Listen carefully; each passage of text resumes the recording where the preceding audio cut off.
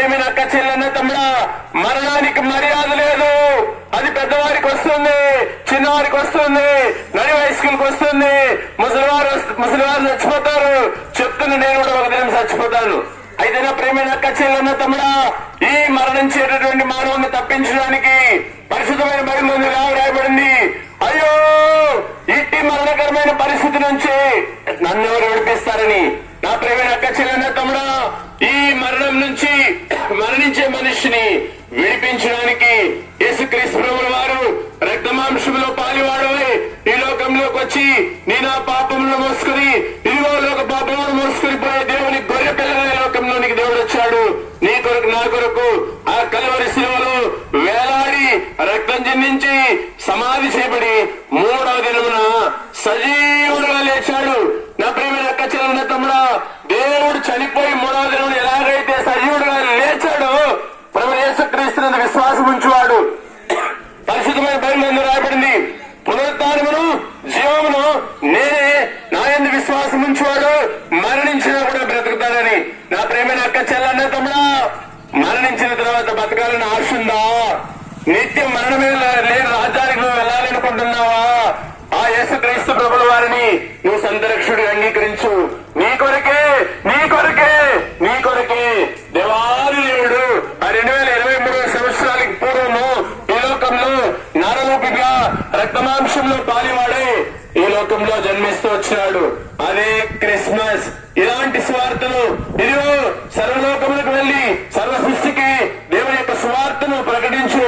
నా ప్రేమైనటువంటి పెద్దవాళ్ళు, ఇక్కడున్న సోదరులు పాడుకుంటూ వచ్చినాడు, దేవుడు ఏ రీతిగా వెళ్ళాడు, దేవుడు రాబోతున్నాడని.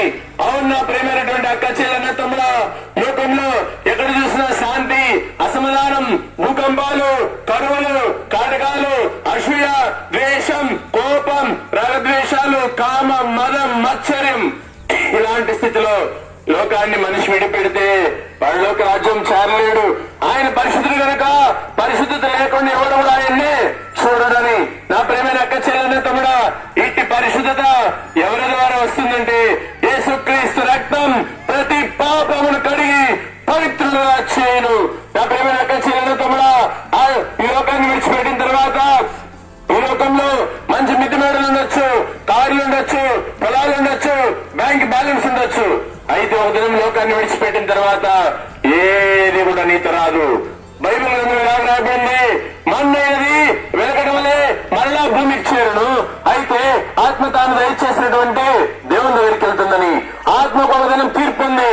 నువ్వు ఈ లోకంలో ఉన్నప్పుడు ఈ స్వార్థం నమ్మితే, యేసుక్రీస్తు ప్రభుని సొంత రక్షణ అంగీకరిస్తే, పాపాలను ఒప్పుకుంటే నీకు నిత్య రాజ్యం, మరణం లేని రాజ్యం, పరలోక రాజ్యం, లేదా నిత్య నరకం. అక్కడ అగ్ని ఆరదు, పురుగు చావదు.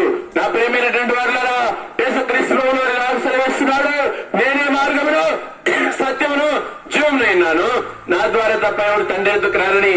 అది మాత్రం కాదు, మార్గంలో నిలిచిపోండి, రాత్రి మార్గంలో నిలిచిపోండి, మేలైన మార్గం ఏదో కనుకొని దానిలో ప్రవేశించాలని. ఇలాంటి మేలైన మార్గాన్ని, సత్య మార్గాన్ని, జీవ మార్గాన్ని, పరలోక రాజ్య మార్గాన్ని యేసుక్రీస్తు ప్రభువు వారు ఈ ఉదయకాలం నీ యొద్దకు, నీ వీధికి, నీ ఇంటికి, నీ దగ్గర తీసుకుంటూ వచ్చినాడు. నా ప్రేమైన అక్క చెల్లెన్న తమ్ముడా, ఎవరి వాక్యాన్ని అశ్రద్ధ చేయకండి. ఇచ్చిన పత్రికలు తీసుకొని చదవండి. సూక్ష్మంలో మోక్షం, ఇట్టి పరలోక రాజ్యం కావాలంటే అందుకే పరిశుద్ధమైన బైబిల్లో రాయబడింది, తాను ఎందరు అంగీకరించారు అనగా తన నామాన్ని విశ్వాసం ఉంచే వారికి దేవుని పిల్లలకి ఆయన అధికారమును అనుగ్రహించున్నాడు. ఉచితంగా నువ్వు దేవుని బిడ్డ అయిపోవచ్చు. ఉచితంగా పరలోక రాజ్యం నీకు వస్తుంది. సూక్ష్మంలో మోక్షం, వాకిట్లో వైకుంఠం. ఆ యేసుక్రీస్తు నువ్వు అంగీకరిస్తే నీవు నీ ఇంటి వారును గొప్ప ఆత్మరక్షణ పొందుతారు. మేము ఇంకా ముందుకెళ్తున్నాం. ఇంకా యేసుక్రీస్తు గురించి ఎప్పుడు చదవాలి, తెలుసుకోవాలంటే పుత్తూరు ప్రాంతం రవికేస్ ఎదురుగా ఎన్టీఆర్ కాలనీలో బేతేలు ప్రార్థనా మందిరం ఉంది. అక్కడికి వస్తే దైవ సేవకులు ఉంటారు. ఇంకా యేసుక్రీస్తు ప్రభు యొక్క మార్గాన్ని మీకు స్పష్టంగా బోధిస్తారు. మీ కొరకు మేము ప్రార్థన చేసి ముందుకు సాగిపోతాం. దేవుడు తన వాక్యాన్ని దీవించును గాక. ఆమేన్. సబ్స్క్రైబ్ చేయడం ద్వారా మాకు తెలియచేసి పక్కనే ఉన్న బెల్ని క్లిక్ చేయండి.